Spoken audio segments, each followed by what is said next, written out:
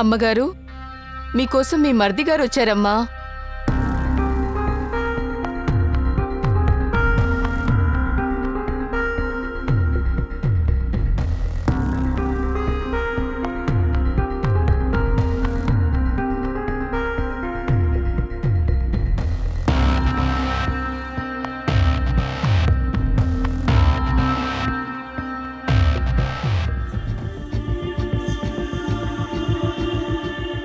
నమస్కారం వదిన గారు.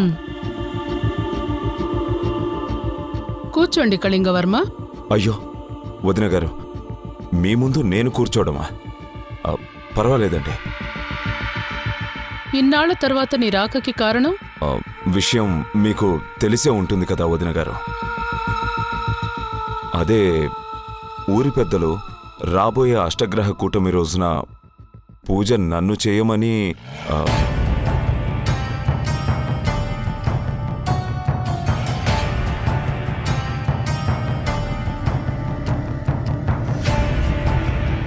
తప్పు ఎలా జరిగింది?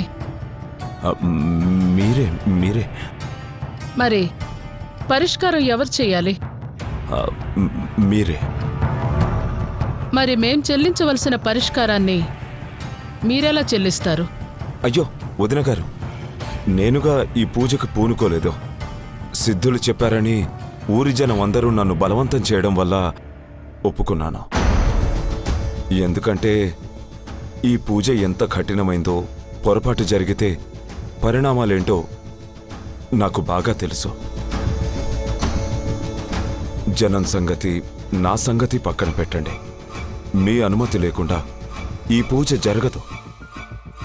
మీ ఆలోచన ఏంటో సెలవిస్తే నేను ఆ విధంగా నడుచుకుంటాను. పూజ జరిగి తీరుతుంది.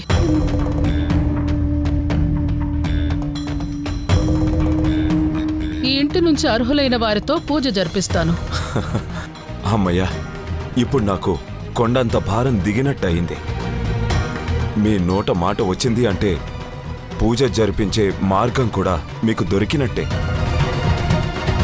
మీరేమనుకుంటారోనని భయంగా వచ్చాను. నేను ఎంత ముందుకెళ్ళినా చివరికి ఈ పూజ జరిగేది ఈ ఇంటి నుండే. ఆ భరోసా మీ చూపుల్లో కనిపిస్తోంది. ఇక నేను నిశ్చింతగా వెళ్తాను.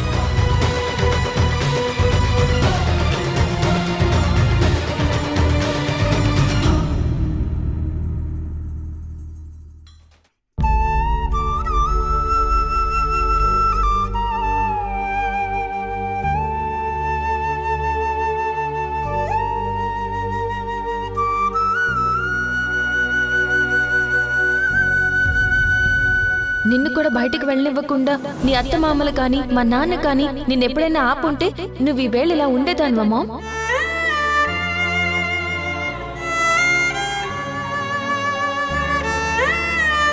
ఇప్పటి వరకు మా నాన్నెవరు, మన ఫ్యామిలీ ఎవరు అని నేను నిన్ను ఎప్పుడు అడగలేదు.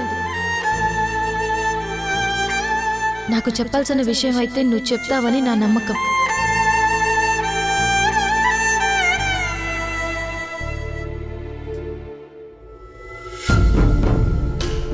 మేడం, చిన్న మేడం ఏదో కోపంలో ఉన్నారు. అవేమీ పట్టించుకోకండి మేడం. అసలు ఈ గొడవలన్నీ నా వల్లే మేడం. కొన్ని విషయాలు మీకు చెప్పకపోవడమే బెటర్ మేడం. Sorry madam.